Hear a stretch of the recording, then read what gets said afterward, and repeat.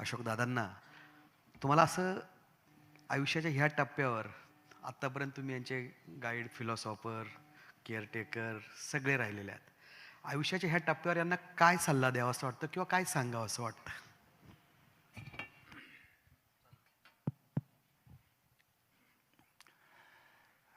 मी ज्यावेळेस असा विचार करतो त्यावेळेस फार इमोशनल होतो. तुकारामच्या बाबतीमध्ये मी जे स्वप्न पाहिलं होतं, जे मला करता आलं नाही, त्याने आय एस व्हावं. तो आय एस झाला त्यावेळेसचा माझा आनंद. ज्यावेळेस मी त्याच्याशी बोललो सिलेक्शन झाल्यानंतर, तुला आता इथं थांबायचं नाही आहे, आय एस हे पुढं जाण्याचं तुझं हे साधन आहे, आणि जे आपण आपलं आयुष्य पाहिलेलं आहे आणि जगलेलो आहोत ते तू कधी विसरू नकोस. अनुला शक्य होईल जे की आईनं सांगितलं, तुला जेवढी लोकांची कामं करता येतील म्हणजे ते करणं अपेक्षितच आहे, पण त्याची प्रार्थना तू करू नकोस, त्याशी प्रामाणिक राहा. हे मी त्याला सांगितलं.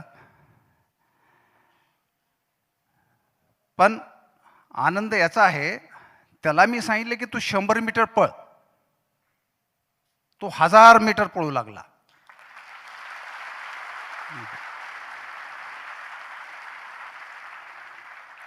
मी त्या 1000 मीटरची कधीही कल्पना देखील केलेली नव्हती. मी 100 मीटर जरी तो पळाला असता तरी देखील मी फार आनंदी आणि समाधानी राहिलो असतो. हा त्याचा मोठेपणा, ही त्याची खडतर तपश्चर्या.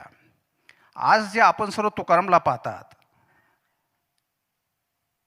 हे तो ज्या तऱ्हेचं तो आयुष्य आय एस झाल्यानंतर जगलेलं आहे, ते आयुष्य आय एस होण्यापूर्वीचं त्याचं आयुष्य त्याच्यापेक्षा जास्त खडतर आहे.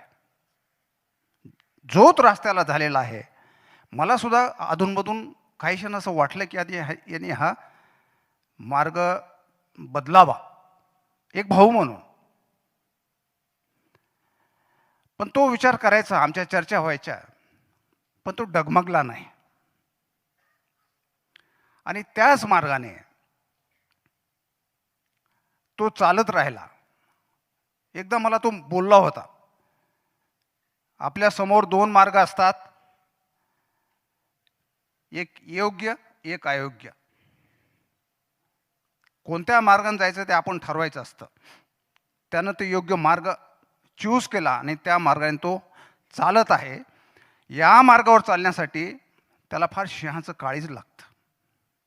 मी मध्ये म्हटलं होतो, तुकाराम होणं सोपं नाही. सोपं यासाठी नाही, त्याला 4 गोष्टी आवश्यक लागतात. 1 प्रामाणिकपणा, 2 त्या विषयाचं सखोल ज्ञान, 3 कन्व्हिक्शन, मी करणार, सोडणार नाही, आणि 4 आहे तुमचं धाडस. याच्यापैकी एक जरी तुम्ही काढून घेतला, तुकाराम होता येत नाही.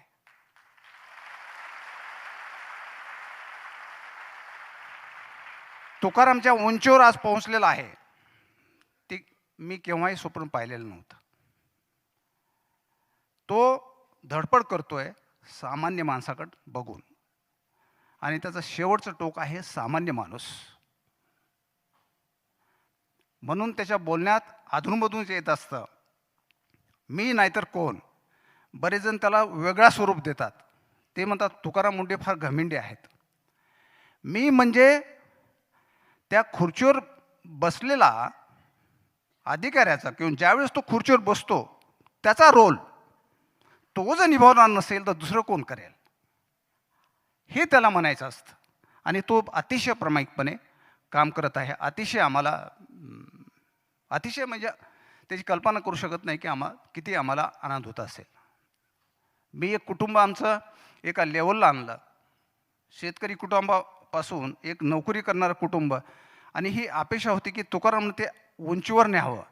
मला वाटलं ते सह्याद्रीपर्यंत न्यावं, यांनी हिमालयापर्यंत नेलं.